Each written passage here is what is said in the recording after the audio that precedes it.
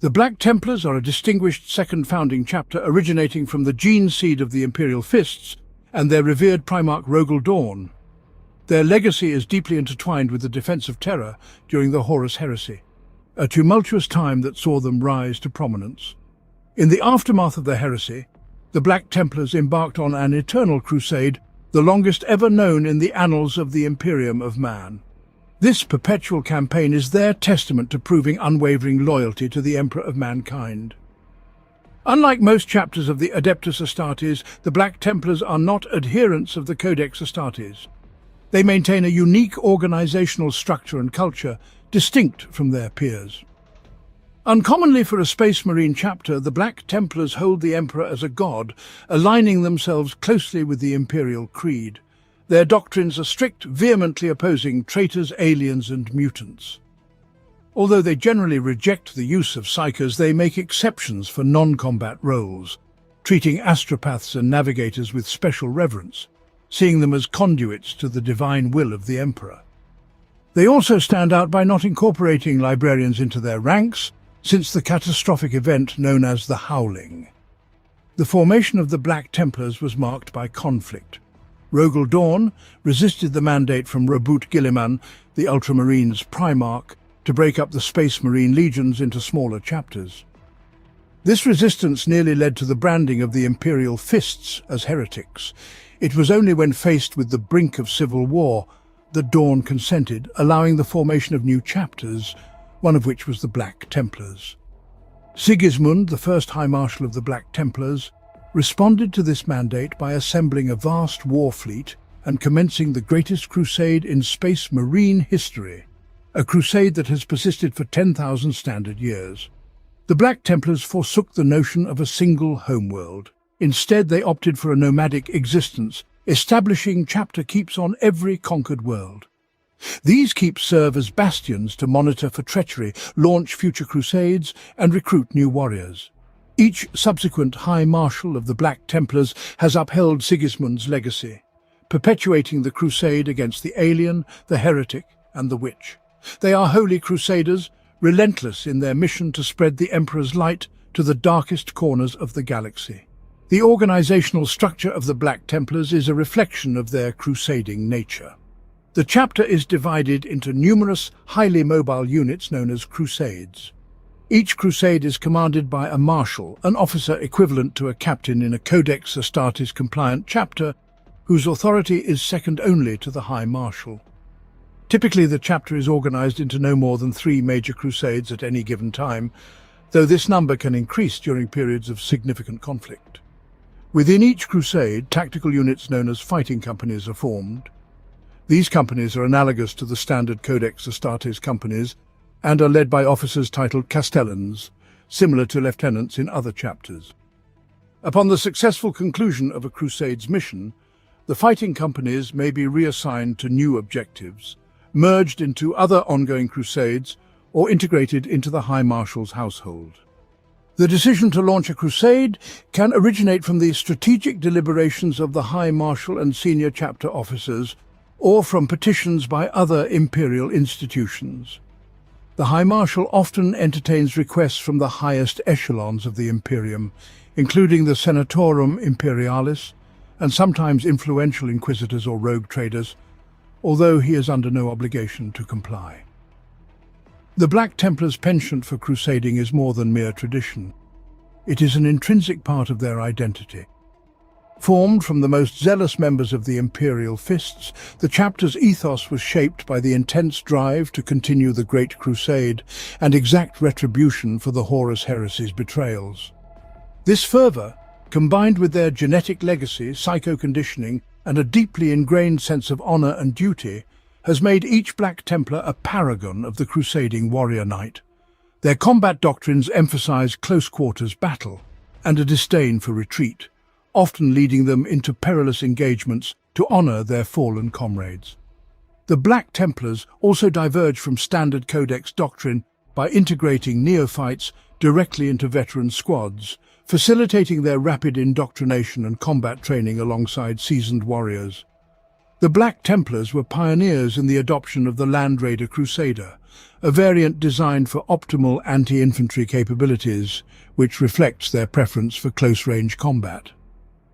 Unlike standard land raiders equipped with las cannons, the Crusader model features hurricane-pattern bolters and increased troop capacity, enabling it to deliver larger squads into the heart of battle. One of the most notable aspects of the Black Templars is their defiance of the Codex Astartes' restriction on the chapter's size. Their decentralized nature, with numerous crusades spread across the galaxy, makes it difficult to keep an accurate count of their numbers. Estimates suggest that the chapter may number several thousand warriors, far exceeding the typical chapter strength of 1,000 Space Marines. This significant force, if united, represents a formidable power that warrants close scrutiny by the Inquisition. In their unwavering dedication to the Emperor, the Black Templars continues to embody the spirit of eternal crusade, bringing the Emperor's justice to the farthest reaches of the galaxy and upholding the legacy of their forebearers with unyielding passion. On the eve of battle, the Emperor's champion leads the Black Templars in renewing one of the 4 vows of the chapter, each one instilling these Astartes with righteous fury that is expressed on the battlefield in different ways. These vows include: suffer not the unclean to live. The Black Templars swear to release their unclean foes, heretics, mutants, xenos and traitors, from the suffering of their lives, striking them down with great fury. Uphold the honor of the Emperor. The Black Templars uphold the Emperor's honor and face their enemies' attacks head-on rather than cower behind cover. Such is their indomitable faith that they can withstand blows that would fell even other Astartes. Abhor the witch, destroy the witch. The Black Templars' hatred of the mutant and the warp drives them into a rage in battle. Should their enemies' ranks include a psyker, they will rush to vanquish them with renewed effort. Their hatred enhances their will, making them highly resistant to psychic abilities. Accept any challenge, no matter the odds. The Black Templars swear to answer any challenge, and should an opportunity present itself, they will always charge to meet their enemies in close combat. Chapter History: Defense of Terra. During the climactic siege of Terra in the Horus Heresy, numerous champions of chaos emerged from the ranks of the traitor Marines. At this crucial juncture, Rogel Dawn, the Primarch of the Imperial Fists, designated his first captain, Sigismund, to serve as the Emperor's champion. Equipped with the finest armor and weapons that the Legion possessed, Sigismund vowed to seek out and destroy the vile champions of chaos. He fulfilled this sacred duty by challenging and defeating over 24 of these enemies in single combat, either killing them outright or banishing them back to the Imperium. Following the Horus Heresy, a pivotal restructuring took place where the massive Space Marine legions were divided into smaller chapters, each consisting of 1,000 Astartes. This reorganization aimed to prevent any single individual from wielding the overwhelming influence that Horus had once commanded over the Space Marines. Initially, Rogel Dawn, charged with the defense of Terra, resisted the division of his legion. He clashed vehemently with Rabuta Guilliman, the Primarch of the Ultramarines, on this issue. Dawn accused Guilliman of cowardice for his absence during the defense of Terra, while Guilliman in turn accused Dawn of heresy and questioned his loyalty to the Emperor. The debate divided the remaining Primarchs. Leman Russ of the Space Wolves and Vulcan of the Salamanders sided with Dawn, opposing the division of their legions. Conversely, Jagatai Khan of the White Scars and Korax of the Raven Guard supported Guilliman's call for reorganization. The conflict escalated to the point where the Imperial Navy attacked the Imperial Fists strike cruiser Terrible Angel. Faced with the threat of another civil war, Dawn finally acquiesced and agreed to the division of his legion. The second founding: zeal makes all things possible, duty makes all things simple. Sigismund, first captain, Legio Astartes. Imperial Fists. As part of the second founding, the Imperial Fists were divided into 4 distinct chapters. The younger warriors formed the Crimson Fists, while the hand-picked elite continued as the Imperial Fists. The specialists in orbital assaults were long thought to have formed the ranks of the Soul Drinkers chapter, a belief that was later debunked. The 4th chapter, born from the Imperial Fists, was the Black Templars. Sigismund, appointed as the first High Marshal, gathered the most fervent and devout warriors from the Imperial Fists. These warriors, sharing Sigismund's fervour, adopted the black and white armour that mirrored their leader's own. They embarked on an unending Imperial Crusade to prove their undying loyalty to the Emperor. Rejecting the Codex Astartes, which Sigismund viewed as an affront to the teachings of Rogel Dawn, the Black Templars ventured into the depths of space, waging war directly against the enemies of the Imperium. Over the centuries, the chapter has diverged even further from the standard doctrines of the Adeptus Astartes. Embracing a radical faith in the Emperor as a deity, the Black Templars have cultivated a fervent zealotry and aggressiveness that unnerves many of their fellow Space Marine chapters. Despite this deviation, their commitment to eradicating the foes of humanity remains unwavering. Sigismund's vow to prove his loyalty, never resting in the prosecution of his duties against the enemies of the Emperor, has been renewed by every High Marshal since. This unbroken oath has driven the longest Space Marine crusade in the history of the Imperium. For over 10,000 years, the Black Templars have carved the authentic path of destruction through the stars, their ardour and dedication coming to the fore during the wars for Armageddon. Eternal Crusade. The Black Templars chapter is the only Space Marine chapter in existence known to still follow the Emperor's original vision of a great crusade to protect and reunite all the scattered worlds of mankind across the galaxy. Since their creation, during the second founding from the survivors of the Imperial Fists Legion, the Black Templars have waged a righteous war against the many enemies of the Imperium. Amongst many glorious crusades, some stand out. First, Black Crusade. During the First Black Crusade, a significant conflict erupted as Abaddon the Despoiler launched his first major incursion into Imperial space since the Horus Heresy. A vast fleet of Black Templars, under the command of High Marshal Sigismund, stood resolute at the Cadian Gate to repel this great threat. Sigismund, the esteemed founder of the Black Templars, had spent centuries since the chapter's inception pursuing the remnants of the traitor legions who had sought refuge in the Eye of Terror following the Great Scouring. His heroic quest was driven by a burning desire to bring justice to those who had betrayed the Emperor during the Horus Heresy.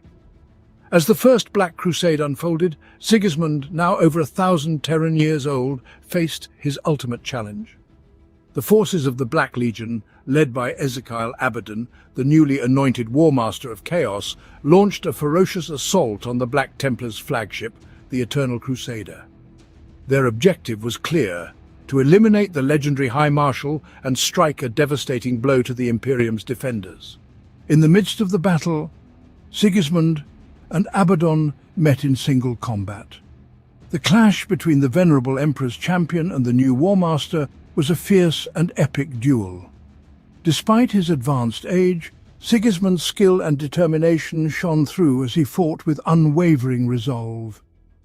He succeeded in driving his black sword deep into Abaddon's chest, inflicting a grievous wound that would leave a permanent scar on the War Master's body for the next 10,000 years. However, the toll of the battle proved too much for Sigismund. The legendary High Marshal fell in combat, slain by Abaddon. As he lay dying, Sigismund delivered a final scathing rebuke to his foe. "You will die as your weakling father died, soulless, honourless, weeping, ashamed." Though the Black Templars were ultimately forced to retreat from the engagement, the ferocity of Sigismund's defence forced the Black Legion to withdraw from the Eternal Crusader to tend to their wounded Chaos Lord and confront their other adversaries. The battle, while a tactical defeat for the Black Templars, demonstrated the indomitable spirit and enduring legacy of their founding High Marshal. The Howling the Black Templars chapter played a crucial role in quelling the Catalexis heresy by eliminating the Cacoddominus, a malevolent alien cyborg whose immense psychic powers had ensnared the minds of inhabitants across 1,300 planetary systems. This nefarious entity wielded its formidable psychic presence to exert absolute control over these worlds, bending them to its will. To end this vast psychic tyranny, the Black Templars launched a decisive campaign. They succeeded in executing the Cacoddominus, but the victory came at a terrible price. Upon its death, the Cacodemynus unleashed a devastating psychic scream that reverberated through the warp, sending shockwaves across the galaxy. This psychic backlash, amplified by the immaterial tides of the warp, incinerated the minds of 1 billion astropaths, the vital navigators of the Imperium who communicate across the vast interstellar distances using their psychic abilities. The catastrophic psychic outburst also severely disrupted the Astronomicon, the vital psychic beacon that guides Imperial ships through the treacherous currents of the warp. As a result, millions of void ships were stranded, lost in the vastness of space without the Astronomicon's guiding light. The upheaval plunged entire subsectors into chaos and barbarism as the communications and directives from the Adeptus Terra were severed. Without the central authority and coordination of the Imperium, these regions regressed into anarchy and darkness. This calamitous series of events, marked by the widespread loss of life and the descent of numerous worlds into disorder, came to be infamously known as the Howling. The name reflects the harrowing cries and the profound disruption that echoed throughout the galaxy in the aftermath of the Cacodemynus' death, serving as a grim reminder of the far-reaching consequences of psychic warfare. Wars of Apostasy. The Wars of Apostasy, also referred to by the Black Templars as the Terran Crusade, were a series of bloody conflicts against the forces of the renegade High Lord Gouge Vandir during the Age of Apostasy in the 36th millennium. This era was marked by Vandir's tyrannical rule over the Imperium, during which he wielded immense power and sowed widespread chaos. Throughout much of this period, the Black Templars remained largely detached from the internal strife of the Imperium, focusing instead on their eternal crusades against the enemies of humanity.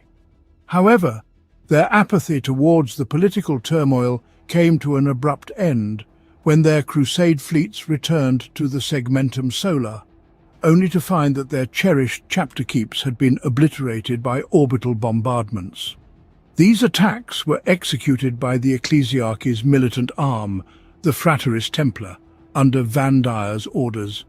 Outraged by this betrayal, High Marshal Sigonandus of the Black Templars declared in the year 378 of 36 millennium that a crusade would be launched against Vandir himself on Terra. This crusade was not only a campaign for retribution, but also a battle to restore the sanctity of the Imperium. The Black Templars, allied with their progenitor chapter, the Imperial Fists, alongside the Soul Drinkers, the Fervent Firehawks, and units from the Martian Tech Guard. This formidable coalition brought the fight directly to the heart of the Imperium. Their combined forces besieged the vast ecclesiarchal palace on Terra, the stronghold from which Vandir orchestrated his despotic reign. The climax of the crusade saw the forces of Vandir crumbling under the relentless assault. Ultimately, the end of Vandir's tyranny came not from the outside invaders, but from within his own ranks. Alicia Dominica, a former member of Vandir's personal bodyguard and later the revered founder of the Adepta Sororitas, struck the final blow. Her act of retribution marked the conclusion of the Wars of Apostasy, sealing Vandir's fate and ending his oppressive regime. The Terran Crusade, as remembered by the Black Templars, stands as a testament to their unyielding resolve and their readiness to defend the Imperium from internal threats just as fiercely as they do against external foes. The siege and eventual overthrow of Vandir's power were pivotal in restoring order during one of the most turbulent periods in the history of the Imperium, the Second Purging of Lstrati. The Second Purging of Lstrati took place in the year 543 of the 36th millennium during the broader Aculus Crusade led by Marshal Gervart of the Black Templars. Lstrati, a planet renowned for its devout pilgrimages, had long been a beacon for the faithful who journeyed to witness its famed sights like the Hill of Heretics and the Plain of Purity. The Black Templars, under Marshal Gervart, arrived on Lstrati with the intent to draw inspiration from the planet's historical demonstrations of faith. However, they were appalled by the abhorrent transformation that had taken place. The once holy sites had become centers for grotesque blood rituals and human sacrifices, all performed in a twisted quest for genetic perfection. To the Black Templars, these horrific practices bore an unsettling resemblance to the vile chaos cult rituals dedicated to the ruinous powers. Marshal Gervart swiftly decreed that Lstrati's corrupted populace must be purged to cleanse the planet of its degeneracy before the crusade could continue. Over the course of 4 standard years, the Black Templars engaged in relentless combat against the inhabitants of Lstrati. The final battle saw the remaining defenders driven back to the plane of purity, where they made their desperate last stand at the Hill of Heretics. There, the Black Templars decisively crushed the forces of Lstrati, eradicating their army and putting an end to the planet's descent into heresy. The Gerilus Crusade. The Gerilus Crusade was a pivotal military campaign initiated by the Black Templars, led by their High Marshal Ludoldus.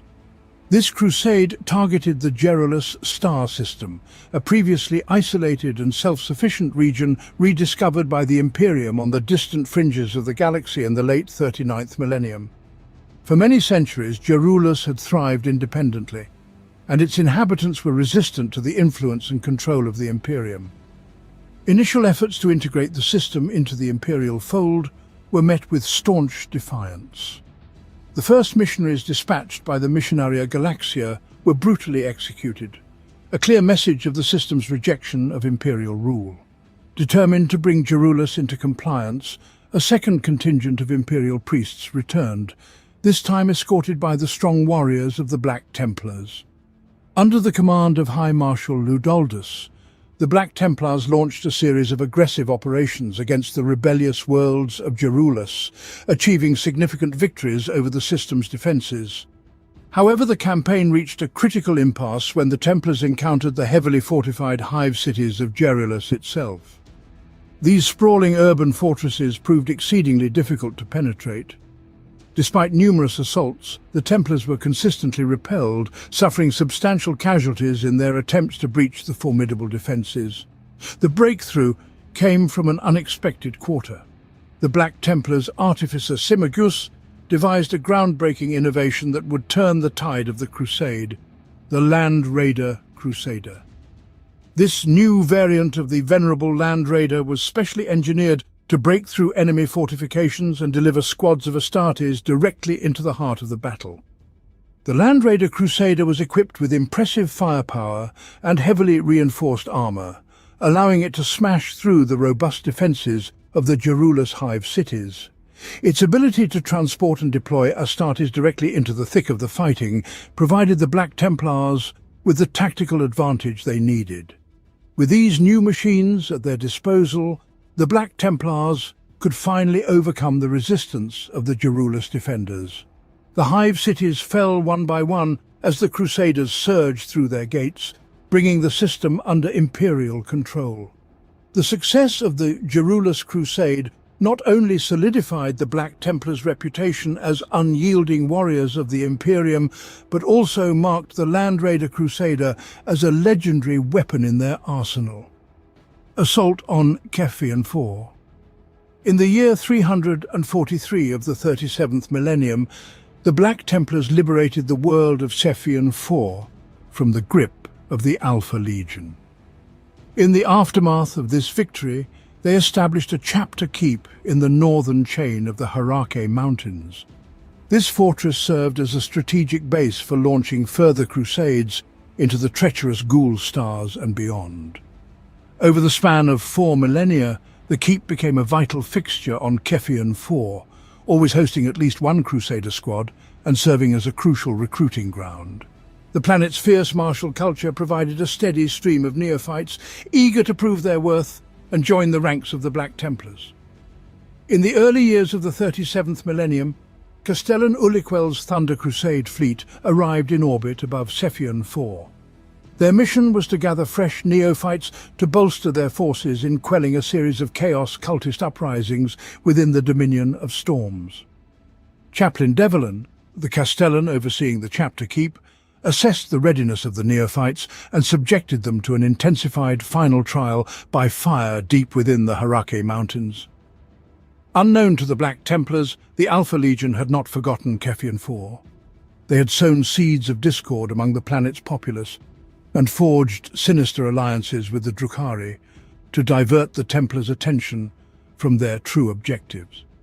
As the surviving neophytes completed their grueling trial, they were being escorted back to their transports by seasoned initiates of the Chapter Keep. It was during this return journey that the Drukhari struck.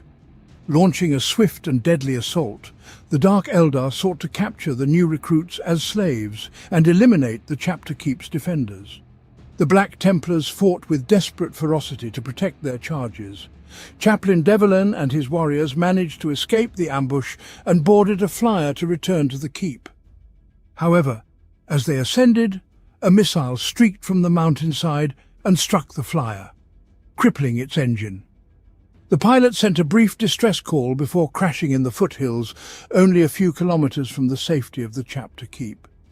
Immediately, a search and rescue team was dispatched to retrieve any survivors and secure the gene seed and relics of the fallen. As the Black Templars neared the crash site, they encountered a shambling horde of mutants, heretics, and traitors. The ambush had been a ploy to lure the Templars into a trap. Realizing the enemy's intention, the Templars braced for a larger confrontation. A vast host of Chaos forces, led by Alpha Legion Chaos Space Marines and a rogue psyker of immense power, launched a full-scale assault on the Chapter Keep. For several days, the Black Templars withstood relentless attacks. Their heavy weaponry and fortified positions inflicted devastating losses on the enemy, who fell in their thousands.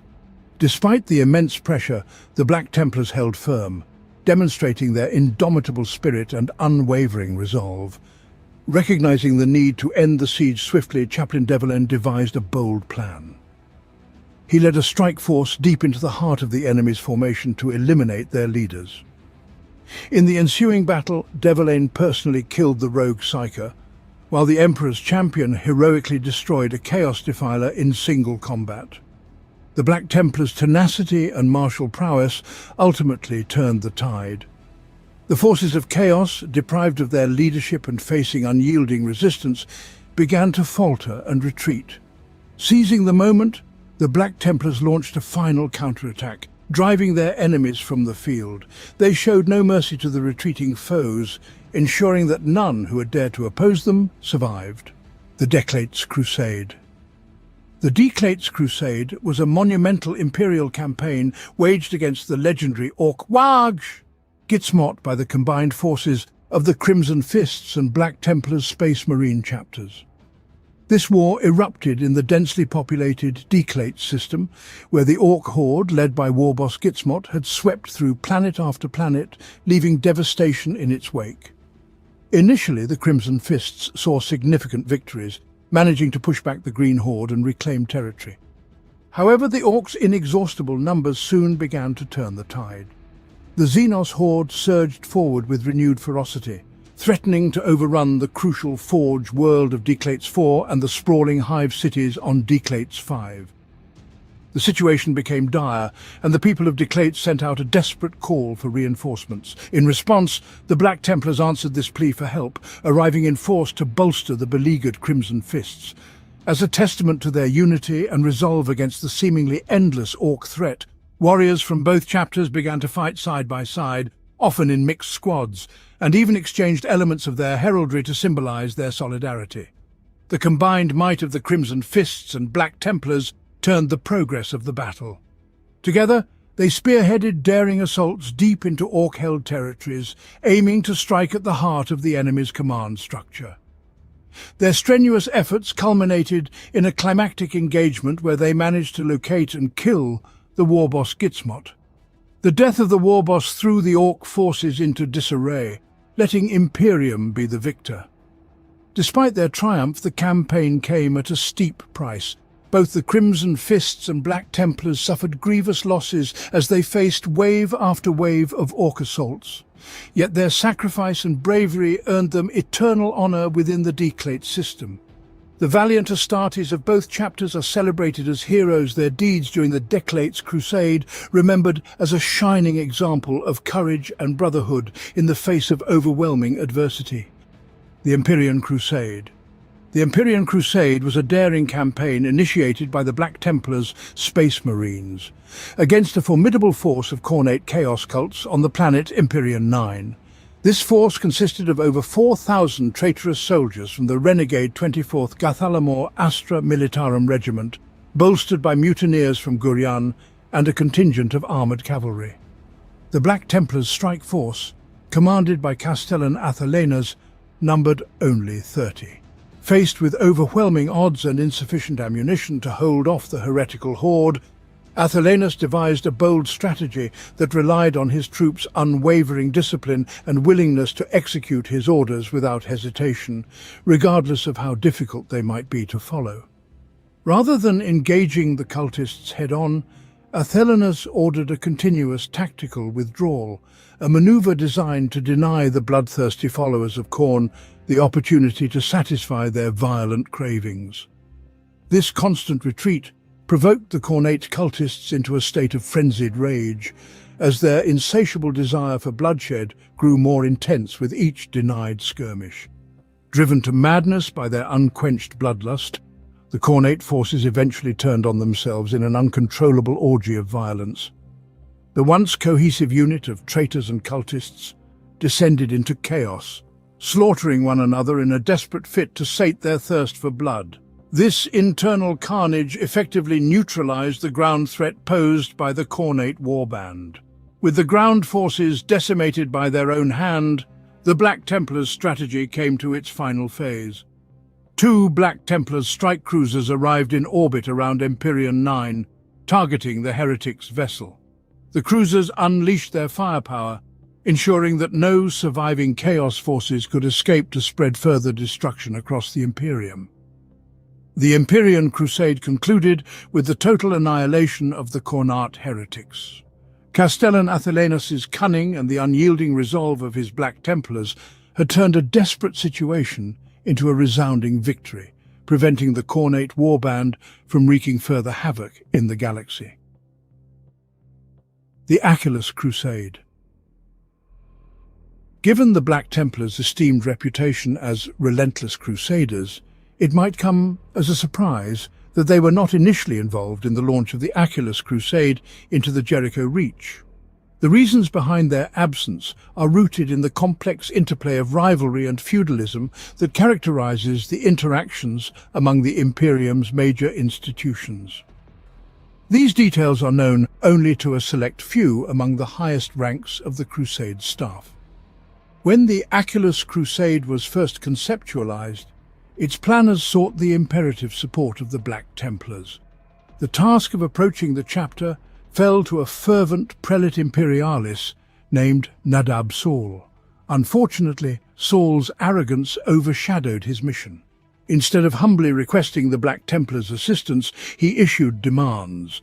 Rather than appealing to their sense of duty, he berated them. He threatened them with disgrace instead of offering the promise of glory. The only recorded account of what transpired during this ill-fated meeting was captured by the engram cortex of a servocherub accompanying the envoy. Saul's confrontation ended with him being forcibly removed by enraged Black Templars, furiously accusing them of being traitors to the Emperor and vowing retribution for their supposed cowardice. What exactly happened to Saul afterward remains a mystery, shrouded by sealed inquiries and unanswered questions. He was never seen or heard from again. In the ensuing years, 2 related chapters, the Imperial Fists and the Crimson Fists, sent strike forces to join the Crusade. Through the involvement of these forces, along with Black Templars serving in the Death Watch, communication between the Crusade High Command and the Black Templars High Marshal was re-established. Upon his elevation to Lord Militant, Tetrarchus personally drafted a new petition to the Black Templars, seeking their participation in the upcoming offensives. This time he carefully worded his request, mindful of the previous insult. With the backing of the Imperial Fists and Crimson Fists, the appeal was successful. On the eve of a big offensive, in the Acheros salient, Castellan Raymer's fighting company joined the Aculus Crusade. Leading the charge, the Black Templars achieved a series of early victories, although these successes were largely confined to local engagements and did not reflect the broader conflict across the salient. Raymer's company swiftly advanced through the regions around the Blood Trinity, culminating in the daring boarding of the space hulk known as the Scion of Desecration. Raymer and his sword brethren took control of the massive vessel, directing it into an enemy-held orbital station.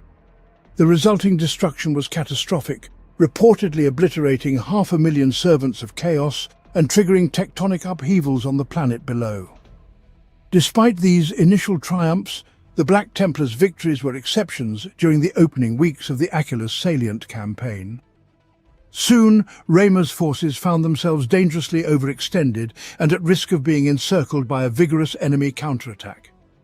Faced with overwhelming opposition, Lord Tetrarchus ordered a strategic withdrawal back towards Karlach and the fortress worlds of the Iron Collar.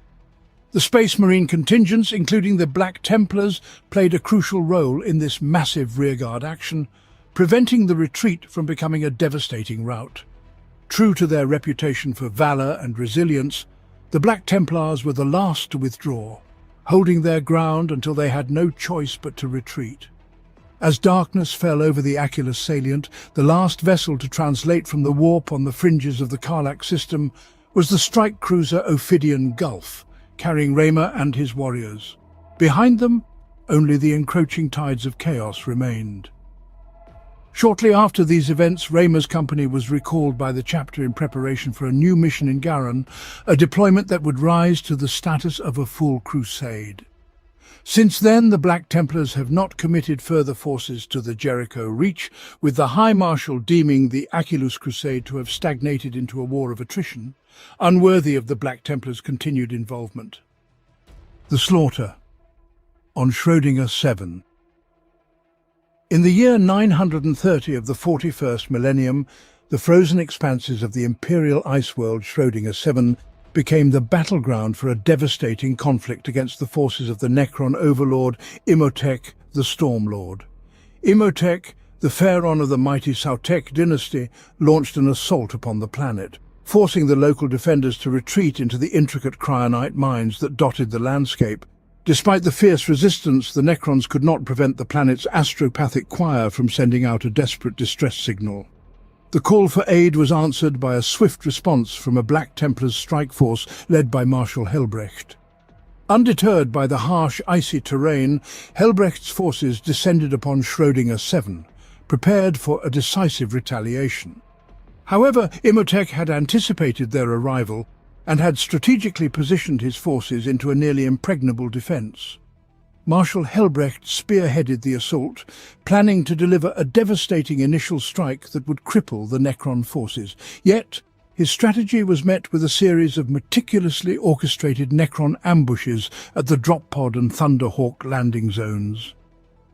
The icy caverns reverberated with the deafening roar of explosions as the battle unfolded. Both Black Templars and Necrons were thrown into the perilous rivers of molten cryonite by the force of the blasts. The climax of the battle saw Helbrecht and Imhotep face off in a brutal hand-to-hand duel atop an ice bridge laden with heavy stalactites. The ferocity of their combat was unparalleled, with Helbrecht landing a dozen punishing blows upon the Necron overlord.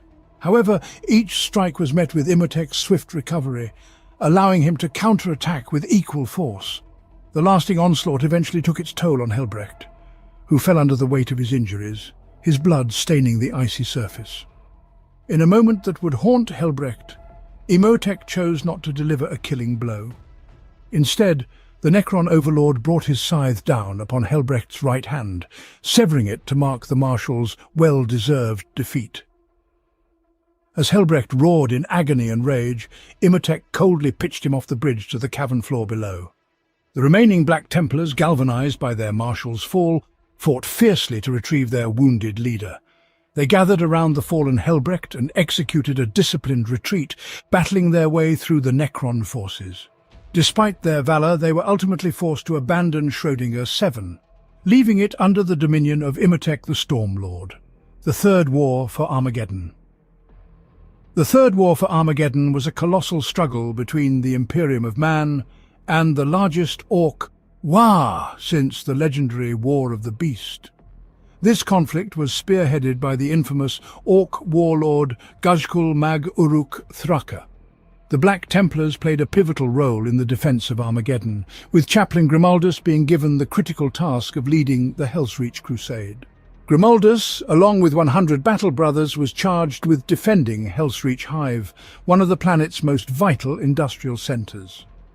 The defence of Hellsreach was a joint effort.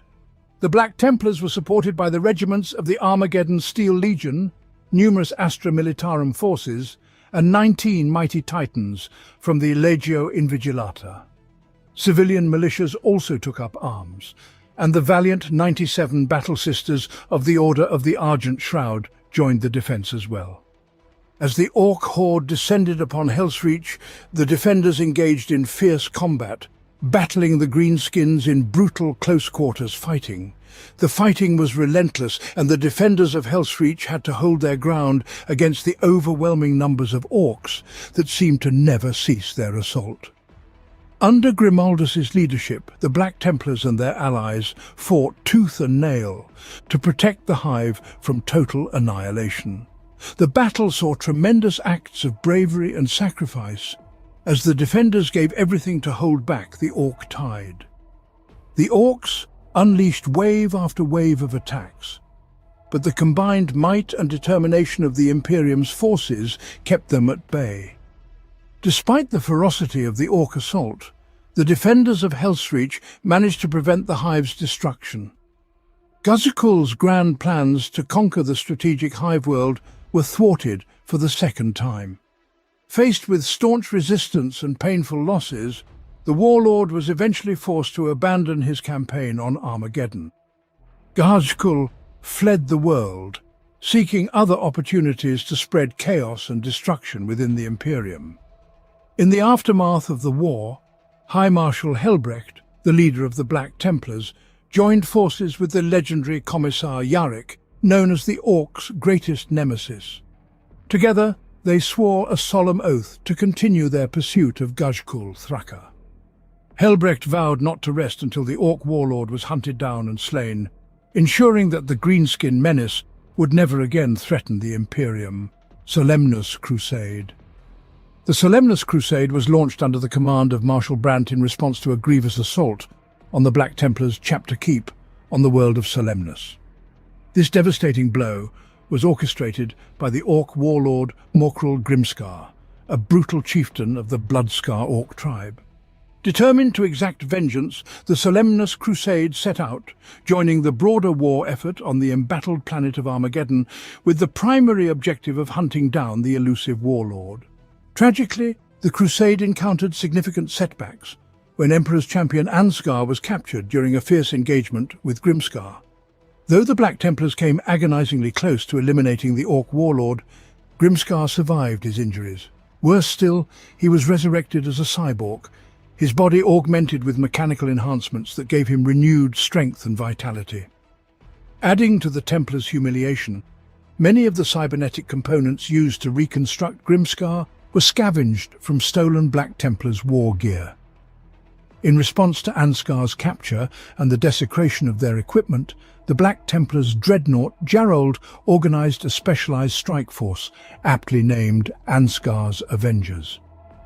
Their mission was to find the captured Emperor's champion and reclaim the revered black sword and armor of faith that he had borne into battle. Despite their efforts, the strike force's initial attempt to rescue Ansgar was unsuccessful.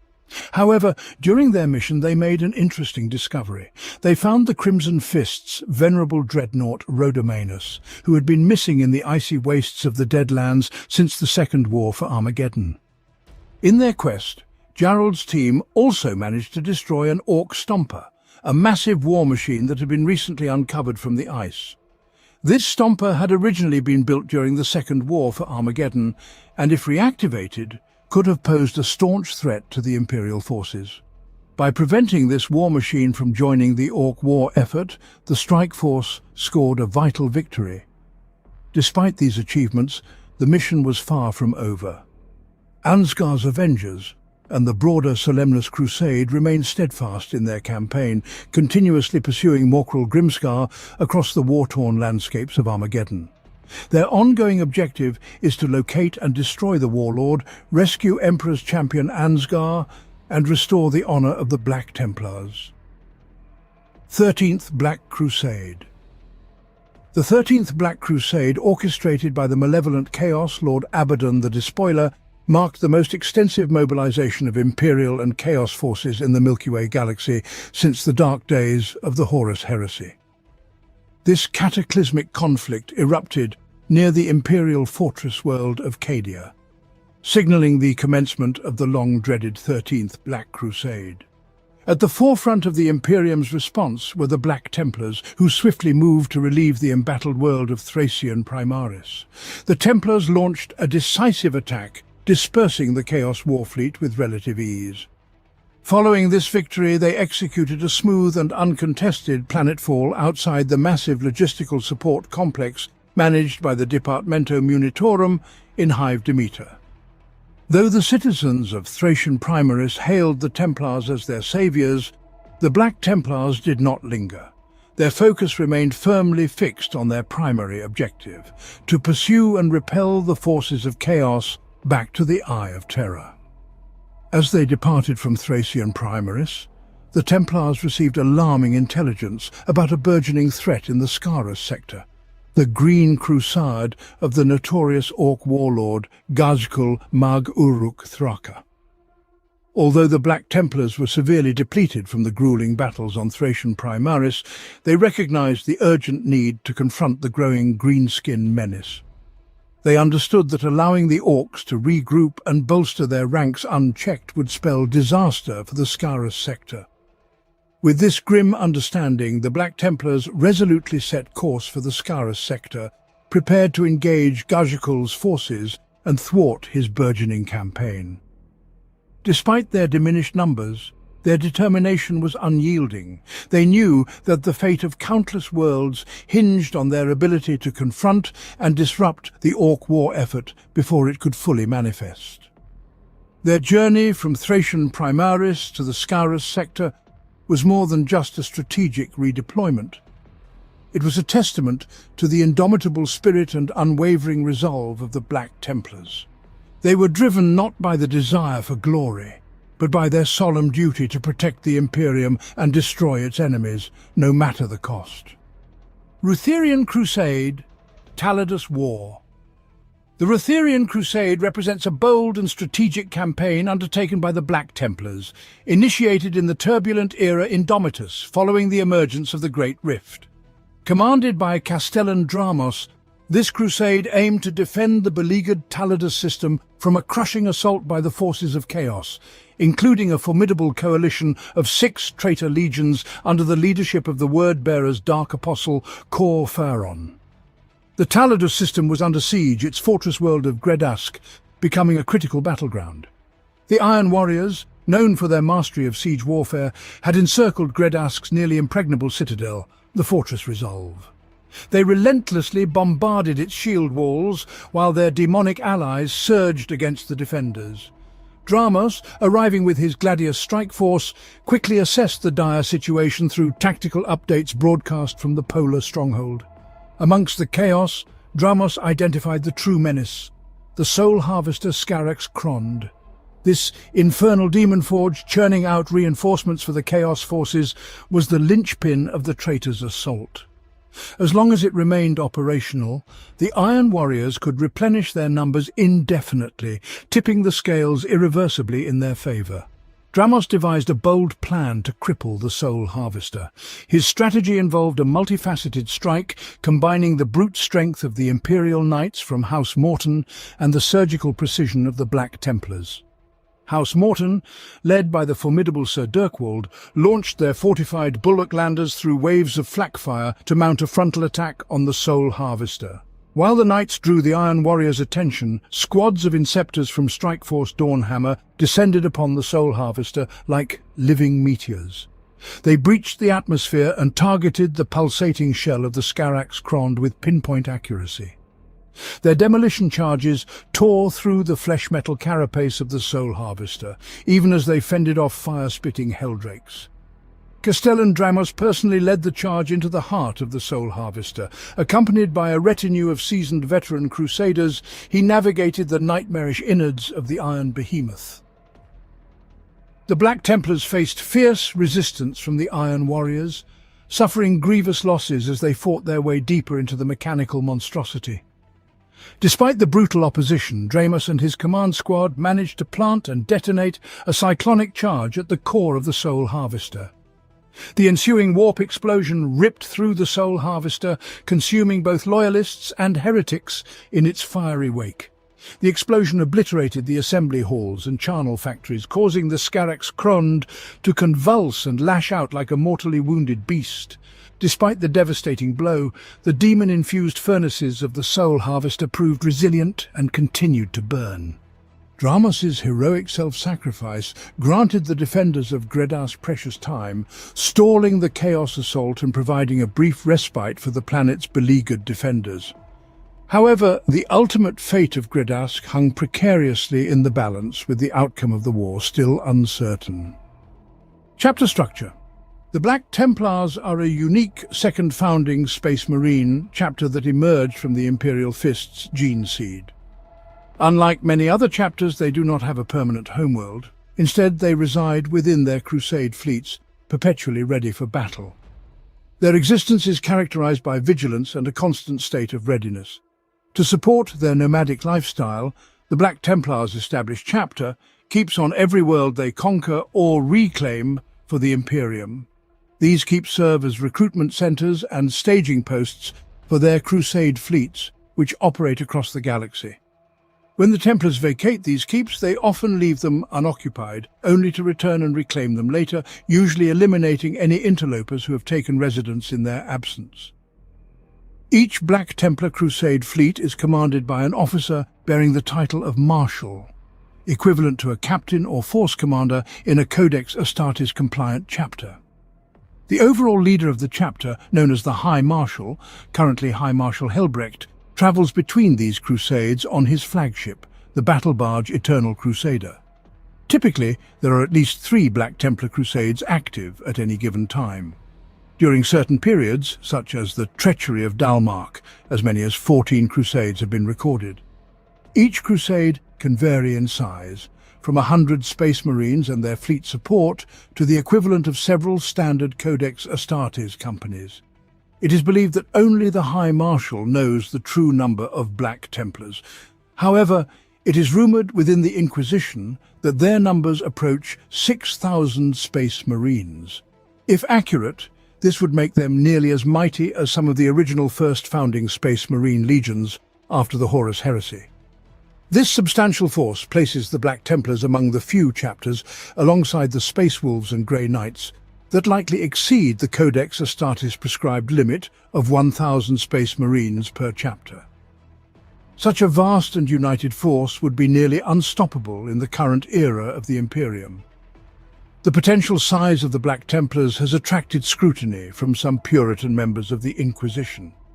These inquisitors are concerned because ancient tradition and orders from the Imperial Regent Robut Guilliman, issued after the Horus Heresy, mandate that no one can command enough military power to stage a rebellion against the Emperor. Despite this scrutiny, the Black Templars' unwavering loyalty to the Emperor and the lack of concrete evidence regarding their exact numbers have spared them from more intense investigation. However, this has not deterred the Inquisition from attempting to uncover the chapter's true strength. In larger crusades, multiple fighting companies are organized, each led by a sword brethren who has been elevated to the rank of Castellan, akin to a lieutenant in a Codex-compliant chapter. The most significant crusades are personally overseen by the High Marshal, as seen during the Armageddon Crusade in the Third War for Armageddon.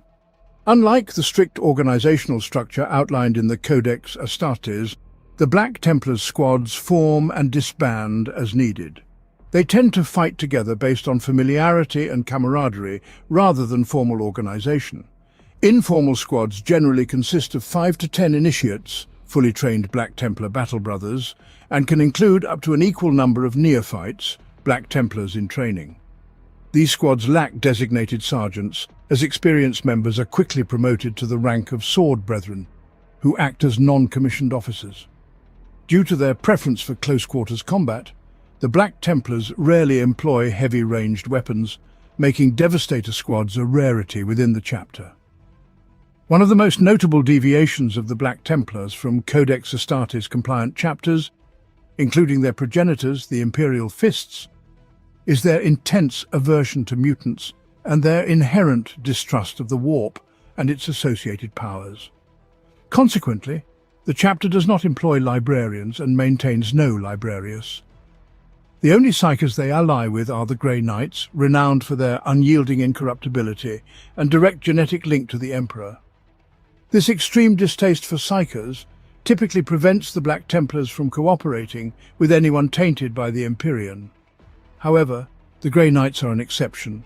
The Black Templars consider it an honor to fight alongside these Astartes, chosen directly by the Emperor and bearing a part of his genetic legacy, who have never succumbed to Chaos's temptations, a claim even the zealous Black Templars cannot make.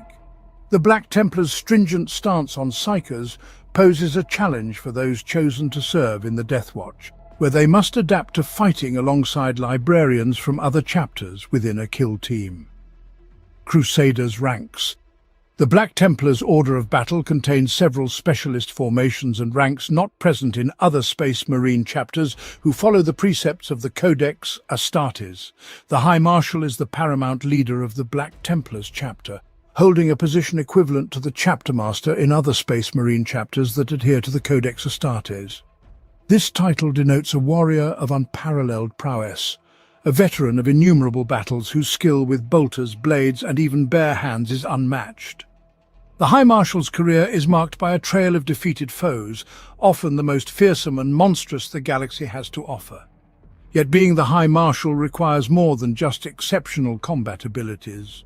The role demands a master tactician and strategist, someone whose expertise is not only rooted in extensive training and study, but also in the harsh crucible of countless battlefield decisions. Each High Marshal embodies the collective wisdom of previous leaders, sharpened by personal experience in the heat of conflict. Beyond martial and strategic acumen, the High Marshal is deeply versed in the lore and traditions of the Black Templars. He is entrusted with all the chapter's secrets and carries the weight of its legacy. As the ultimate authority over the chapter's ceaseless crusades, the High Marshal oversees their progress, determining their strategic objectives and guiding their deployment across the galaxy.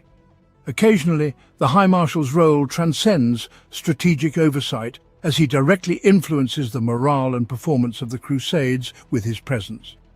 His visits are rare and highly significant, providing direct inspiration and rallying the Templars to even greater acts of valor. The autonomy of the High Marshal within the Imperium is extraordinary. Unlike many military leaders who must answer to the High Lords of Terror, the High Marshal exercises considerable independence. He alone decides where his forces will strike, free from external command or interference. This autonomy allows the High Marshal to direct the Black Templars' relentless crusades against the enemies of the Emperor, making strategic decisions solely based on his judgment and the needs of the chapter. In essence, the High Marshal is not only the foremost warrior of the Black Templars, but also their supreme commander and custodian of their storied heritage, wielding unmatched power and responsibility within the Imperium. Marshals are the distinguished and formidable leaders who command the individual crusades of the Black Templars, equivalent in rank to the captains found in Codex Astartes compliant chapters. These seasoned Space Marines exhibit exceptional tactical prowess and are second only to the High Marshal in terms of experience and battlefield acumen. The role of a marshal is of utmost importance as they are entrusted with the sanctity and success of their crusade. This responsibility is both sacred and glorious, requiring a leader who is not only a peerless warrior, capable of facing and defeating almost any foe in combat, but also adept in matters that extend beyond the immediate conflicts of the battlefield. Leading a crusade is a monumental task, demanding strategic foresight, logistical expertise, and the ability to inspire and unite their forces. Therefore, only those Space Marines who have demonstrated unparalleled valor, determination and leadership within the ranks of the Sword Brethren, or as a Castellan commanding a fighting company, are eligible to ascend to the rank of Marshal. These Marshals are tasked with the coordination and command of the Space Marines under their leadership, ensuring that their crusades achieve their ultimate objectives regardless of the opposition they face. Their role is not merely to fight, but to guide their forces through the complexities of war, adapting to the ever-changing circumstances of battle to lead their crusades to glorious victory. In essence, Marshals embody the ideal of the Black Templar warrior leader, combining unrivaled martial skill with the strategic and inspirational qualities necessary to command their crusades. They stand as pillars of strength and resolve, leading their brethren through the fires of war with unwavering dedication to their sacred duty. The rank of Castellan is a distinguished and specialized position, unique to the Black Templars chapter, paralleling the role of a Space Marine lieutenant in Codex Astartes compliant chapters. A Castellan is entrusted with the command of an entire fighting company within the chapter, leading them into the thick of battle during the various ongoing crusades of the Black Templars. In larger crusades, which may encompass several of the chapter's fighting companies, each company is led by a member of the Sword Brethren, elevated to the rank of Castellan. These esteemed officers are selected from the chapter's veterans, chosen for their unwavering devotion and exceptional leadership abilities. Their journey to this revered position is marked by dedication and a fervent commitment to the chapter's sacred mission. Castellans are seasoned warriors who have proven their mettle on countless battlefields. Their tactical acumen is second to none, allowing them to keenly interpret the ebb and flow of combat and adapt their formations with precision. These leaders command respect and loyalty, guiding their Space Marines not only through their commands, but also by their example on the front lines. The role of a Castellan extends beyond mere leadership in combat. They embody the very essence of what it means to be a Black Templar, a dedicated warrior upholding the legacy of Sigismund and the Emperor. Through their actions and decisions, they impart invaluable lessons in the art of war and the brutal craft of dealing death to the Emperor's enemies.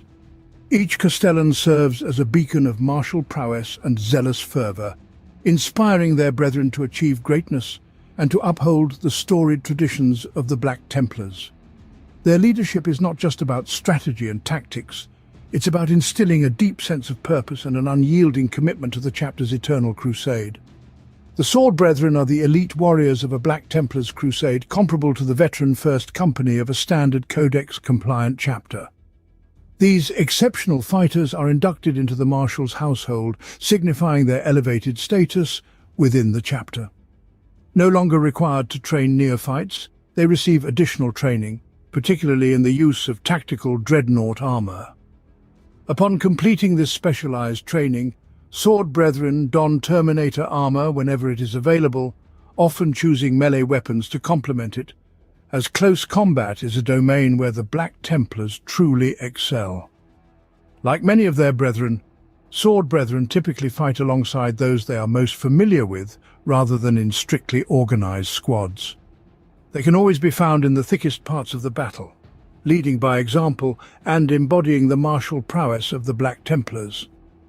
If a Marshal of a crusade is killed or promoted to High Marshal of the chapter, one of the Sword Brethren will be elevated to fill the vacant position. This selection is determined through ritual combat among the Sword Brethren. The victor of this melee earns the right to become a Marshal, subject to the approval of the High Marshal. Notably, there has been only one instance in the history of the Black Templars where the High Marshal withheld or reversed his approval, known as the Gervart Repeal of the 36th millennium. To signify their elite status, Sword Brethren often wear cream-coloured cloaks and have red trim on their black pauldrons. These distinctive markings denote their position as the finest warriors within the Black Templars, a testament to their combat skills, leadership qualities, and unwavering dedication to the Emperor's cause. During the climax of the Siege of Terra in the Horus Heresy, Captain Sigismund, the first captain of the Imperial Fists Legion, was entrusted by his Primarch Rogal Dorn to lead the ground forces. while the Emperor Dawn and Sanguinius led the charge against the traitor Warmaster's battle barge. Sigismund was given the title of Emperor's Champion, a designation sometimes applied to Dawn himself, thereby establishing a new tradition that the Black Templars, direct descendants of Sigismund, continue to honour. Sigismund was equipped with the best armour and weapons the Legion possessed and vowed to confront and destroy the foul champions of chaos. He sought out and challenged over 24 enemy leaders in single combat, either killing them or banishing them back to the Imperium. His devotion to the Emperor, the Imperium and the Great Crusade made him an exemplary figure of what the Legiones Astartes could aspire to be. The oath he took as the Emperor's champion was so profound and binding that it could never be broken. Although the Emperor fell that day, Sigismund triumphed, helping to rout the enemy forces after Horus's defeat. After the heresy, the Space Marine legions were reorganized into smaller chapters. Despite initially resisting this change, Dawn eventually complied. Sigismund's unwavering fire was recognized, and he became the first High Marshal of the newly formed Black Templars. His belief in the eternal continuation of the Great Crusade became the guiding principle of the Black Templars' perpetual crusades. Since the Siege of Terror, it has become a revered tradition among the Black Templars to appoint an Emperor's champion. On the eve of battle, the Templars engage in prayer, fasting and meditation. It is common for one among them to experience a vision of their duty and future events. This battle brother then confesses his vision to the chaplains, and if found worthy, he is declared the Emperor's champion. He is then ritually prepared for battle, donned in the armour of faith, and armed with the black sword. In theory, each Black Templars crusade force has its own Emperor's champion for the duration of a campaign or protracted battle. In practice, each fighting company within the crusade may have its own champion, with each significant battle often producing a new one if one has not already emerged. Black Templars battle brothers serving with the Death Watch also pray and fast before missions, mirroring their practices within their own chapter. Occasionally, a battle brother may feel the divine certainty of their duty and take up the mantle of the Emperor's champion. Without a Black Templar's chaplain to officiate, he assumes the role alone, donning sacred relics and declaring his mission. He seeks the Master of the Armory's permission to wield the most potent weapons and armour, a request rarely denied due to the visible zeal and palpable weight of his oaths. The Emperor's champion seeks out and defeats the greatest champions and leaders of the enemy in single combat, serving as a beacon of faith that drives the Emperor's warriors to greater acts of valour. Once his vision is fulfilled and he returns to the Watch Fortress, his duty as Emperor's champion is only discharged by the chaplain's word, allowing him to resume his place among the ranks. In the Black Templars chapter, an initiate is not a new Astartes, but rather the rank held by most battle brothers until they earn promotion to the veteran status of a Sword Brethren member. Initiates perform the majority of the standard tactical roles found within Space Marine chapters. Additionally, each initiate is responsible for adopting and training a neophyte until the neophyte earns the rank of initiate. A neophyte in the Black Templars differs from those in other chapters because they have already completed the physical transformation into an Astartes by the time they achieve this rank. In Codex-compliant chapters, this would typically grant them initiate status. However, in the Black Templars, this only signifies that they are ready to commence their true training. Once deemed worthy by the chapter's chaplains and apothecaries, each neophyte is apprenticed to a full initiate, essentially serving as his squire. When the initiate feels his neophyte has gained sufficient experience and wisdom to benefit the chapter, the neophyte is promoted to initiate. The newly elevated initiate then begins the process of personally training his own neophyte, continuing the cycle. A Crusader squad is the standard tactical organization employed by the Black Templars chapter. The Black Templars are organized in a different manner compared to many Codex Astartes-compliant chapters and do not follow the dictates of the Codex in many ways, notably in the recruitment, training and deployment of their warriors. The majority of Black Templars battle brothers, known within the chapter as initiates, are organized into Crusader squads. which form the backbone of any strike force unleashed by the chapter. Many Crusader squads have the honor of being led to battle by one of the chapter's sword brethren, veterans whose deeds and example inspire the initiates to ever greater acts of courage. Crusader squads are armed primarily with the Holy Bolter, though given the Black Templars' preference for fighting their foes face to face, many choose to carry chainswords and other weapons more suited to the cut and thrust of close combat, epitomizing the Black Templars' righteous zeal and their drive to defeat their foes in battle. Chapter Recruitment and Doctrine. As a fleet-based chapter without a homeworld, the Black Templars rely on their chapter keeps for recruiting. These keeps are established on most worlds they conquer or reclaim, serving as recruitment centers and staging grounds for crusades. Each keep recruits only a few individuals per Terran year. Only the most skilled aspirants are allowed to join, and upon passing initial tests, they are implanted with gene seed organs to begin their transformation into neophytes of the chapter. When approximately 24 neophytes are ready at a chapter keep and approved by the Castellan and the chapter's apothecaries and chaplains, they are sent to a crusade fleet for further induction. Upon arrival, the neophytes undergo rigorous trials and tasks overseen by the initiates, testing their limits to separate the strong from the weak. Unlike other Space Marine chapters, the Black Templars do not have a dedicated scout company for training their aspirants. If a neophyte impresses an initiate during the trials, the initiate may personally mentor him. The initiate assumes full responsibility for the neophyte's training and conduct, swearing an oath to prepare him for the chapter, teach him its history and guide him through its holy rites of worship to the Emperor. The neophyte, in turn, pledges obedience to his mentor and vows not to bring dishonor to his name. Neophytes also serve their mentors, attending to their needs at banquets and daily routines. They accompany their initiates into combat, and if the initiate falls, another battle brother takes up the training. The bond between initiate and neophyte is strong. If a neophyte dies, the initiate often swears a death oath to avenge his apprentice or die trying. The initiate determines when his neophyte is ready to become a full battle brother. After proving his valor and skill, the neophyte undergoes the final trials of purity overseen by the chapter's chaplains. Upon successful completion, he is ceremoniously elevated to the rank of initiate and honored with a suit of power armor, officially becoming a Black Templar.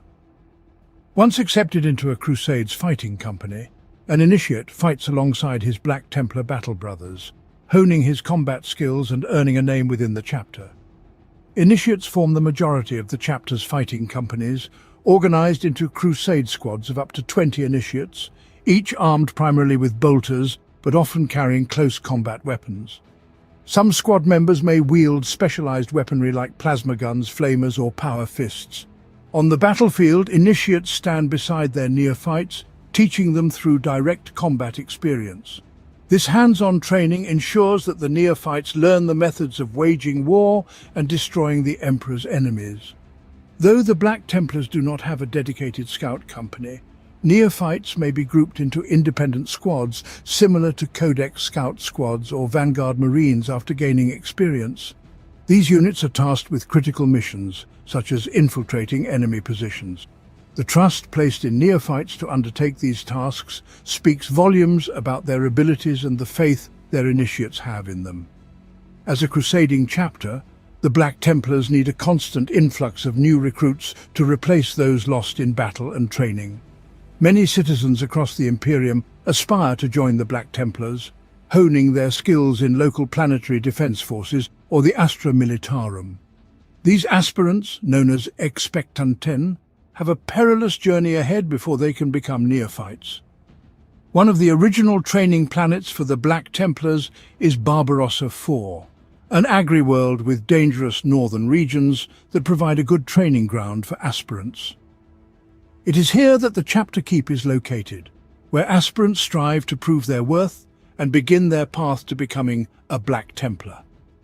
Some warriors received the Deathwatch training. Although the Black Templars chapter has temporarily left the Jericho Reach, their fighters continue to serve within the ranks of the Deathwatch, the chamber militant of the Ordo Xenos. Many of the most illustrious heroes who have undertaken their vigil at Watch Fortress Erioch hail from the Black Templars, though the records of their names and achievements are restricted to the Death Watch's annals and are accessible only to a select few.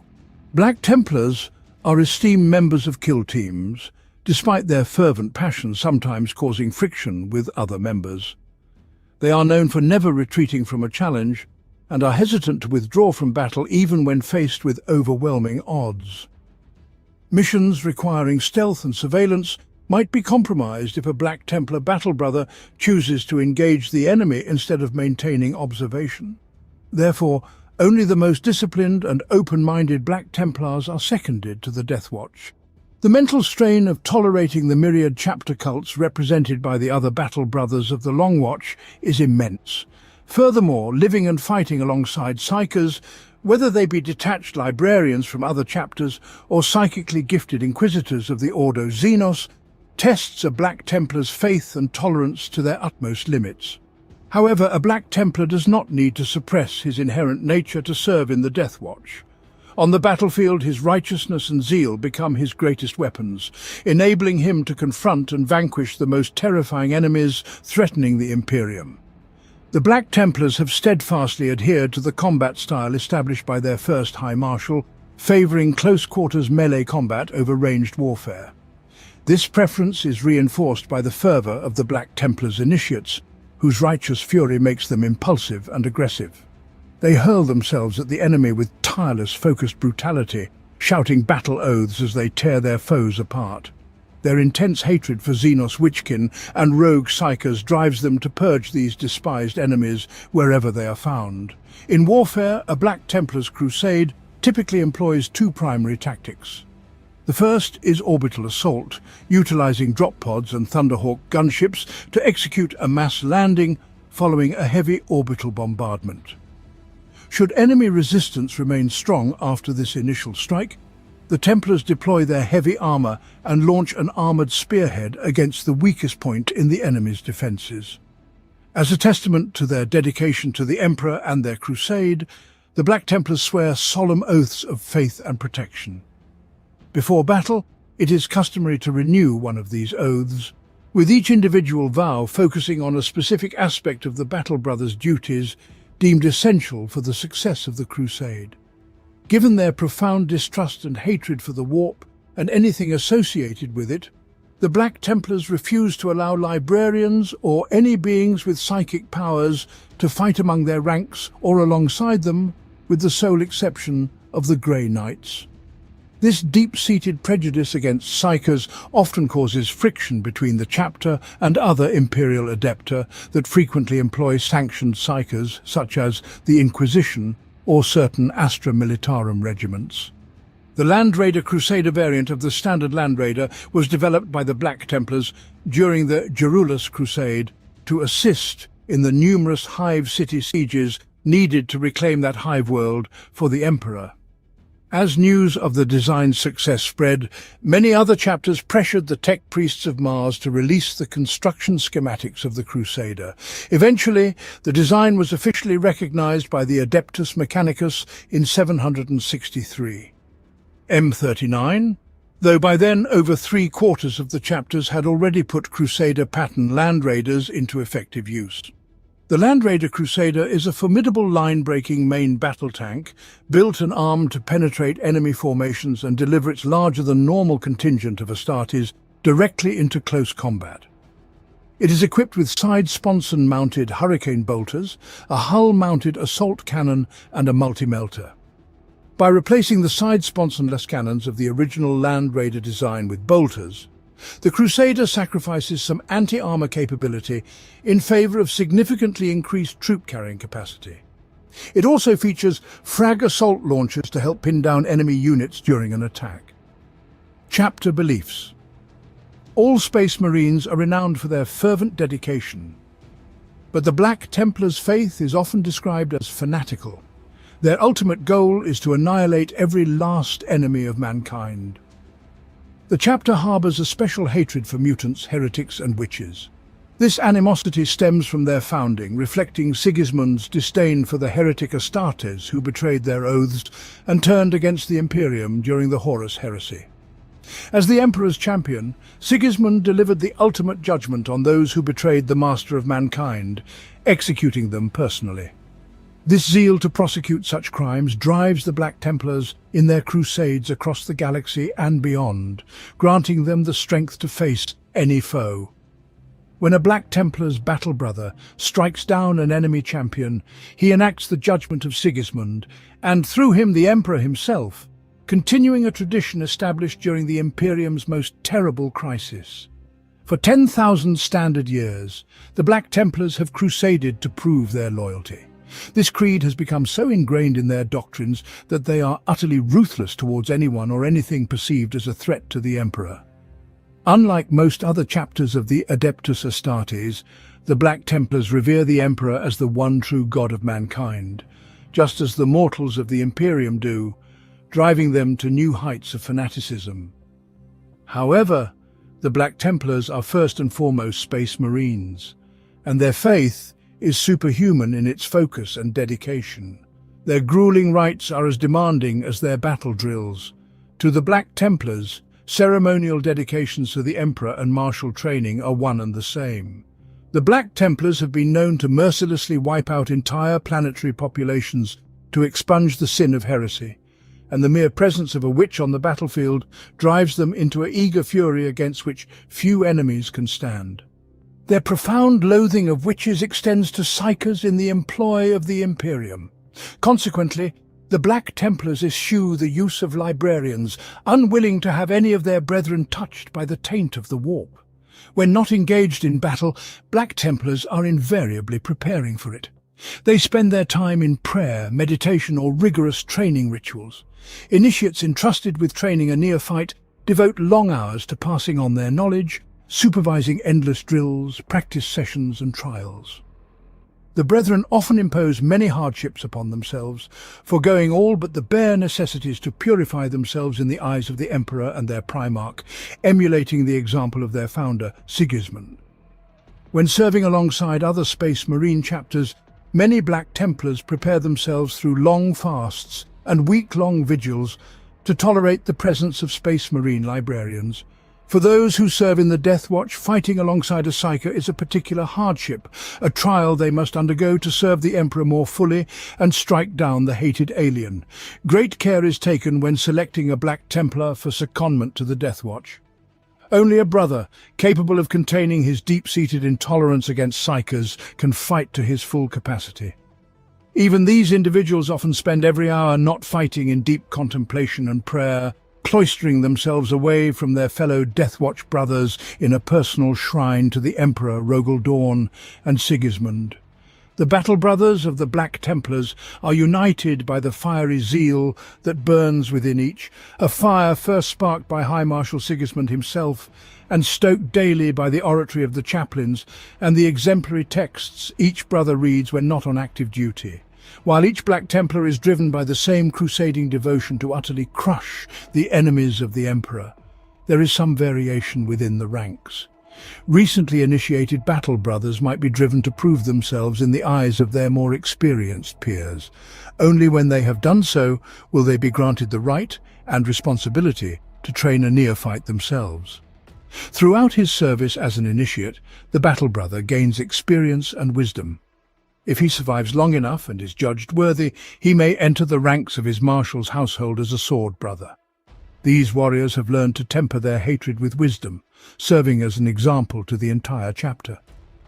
Smite now the scions of the witch, grant us the strength to pierce their unclean flesh, to cover their fields with the pale forms of their blasphemous dead, to drown the thunder of guns with the shrieks of their dying, to lay waste to their citadels with hurricanes of fire, to wring the hearts of their kin with unavailing grief, to send them into the wastes of their desolated lands in rags and hunger, broken in spirit, worn with travail and begging for the refuge of the grave. We ask it in the spirit of wrath, O Master of mankind. Black Templars vow, abhor the witch, destroy the witch. Outsiders often misinterpret the Black Templars chapter's lack of librarians. and the ferocity with which its battle brothers slay chaos sorcerers as an intolerance for all forms of psychers. This is far from the truth. The Black Templars hold astropaths in special reverence, viewing them as holy disciples who have communed with the God Emperor. Navigators are similarly honoured, as their psychic blessings allow them to see the divine light of the Astronomicon and guide the Black Templars through the warp, enabling them to deliver righteous retribution against the Emperor's enemies. The Black Templars' abhorrence is reserved for deviant alien witches and rogue psychers who embrace the blasphemous dark gods in their quest for power. These individuals threaten to drag entire worlds away from the Emperor's light and into damnation, as they are conduits through which unholy demons can enter the mortal realm. Therefore, the Black Templars strengthen their souls with the purity of their faith when facing rogue psychers. They strive to end the threat with a single sword stroke, preventing a potential demonic assault that could plunge the Emperor's realm into solar decades of bloodshed and madness. One unique aspect of the Black Templars' worship of the Emperor is their collection of reliquaries. As a fleet-based chapter without a proper homeworld, the High Marshal's battle barge and mobile fortress monastery, the Eternal Crusader, has become the chapter's spiritual epicenter. Refitted many times over the millennia, its massive expanse is filled with sacred relics, chapels, reliquaries, and devotional pieces. After each crusade, all Black Templars return here to renew their vows and add any new-found wonders to their already vast hoard. Some of these pieces date back to the Great Crusade: banners carried before the Emperor himself, a piece of the first Aquila, a blackened skull reportedly struck by the Emperor's scorching psychic energies, and thousands more. Aboard the Eternal Crusader lies the Hall of Records, a vast archive where a legion of scribes and servitors toil to record the history and deeds of the Black Templars' far-flung forces. Such duties of record-keeping would normally fall to a chapter's librarians, but the Black Templars chapter boasts not a single psychic space marine amongst their ranks. It is uncertain how or when the Black Templars ceased to field librarians, for with their disappearance much of the chapter's history was also lost. Outsiders suggest that as the chapter came to worship the Emperor as a god, unlike most of their fellow members of the Adeptus Astartes, they took his decree at the Council of Nicaea to disband the Space Marine Legion's Librarius Corps as holy law. Others whisper that the Black Templars' gene seed has somehow deteriorated, or that their librarians were slain during a great war in the chapter's history. Some scholars point to the Black Templars' final battle to end the Catalexis heresy in the 34th millennium and the apocalyptic psychic death scream that tore through the warp after the slaying of the Cacodominus as another possible explanation. Whatever the truth, the Black Templars have come to accept the loss of their librarians as part of the Emperor's divine plan. If the Emperor decides to once again bless the Black Templars with librarians, they will embrace it. Until that day, they will wage battle without these powerful warriors at their side. Black Templars have also developed some martial traditions of worship. Most Black Templars bind their weapons to their fists with devotion chains on the eve of battle, removing them only once victory is achieved. This tradition dates back to the Great Crusade. The custom of binding weapons with chains originated with the World Eaters when they were still the Loyalist 12 Legion. This practice eventually spread to other Space Marine legions after gaining popularity beyond the World Eaters' fighting pits. Sigismund, the first captain of the Imperial Fists, embraced this custom with fervour, securing his knightly weapons to his wrists with dense black chains. He made a notable name for himself, duelling with the 12 Legion's finest warriors within the bowels of Primarch Angron's flagship, Conqueror, late in the Great Crusade. Unlike the devotion chain, the chain of zeal is a permanent fixture. It is secured to both weapon and armour with a weld that lasts as long as the Space Marine serves. Removing a gauntlet with the chain still attached is a dishonourable act that brings great shame. So the wearer of the chain of zeal must keep his armoured glove and weapon in hand every minute for the rest of his days.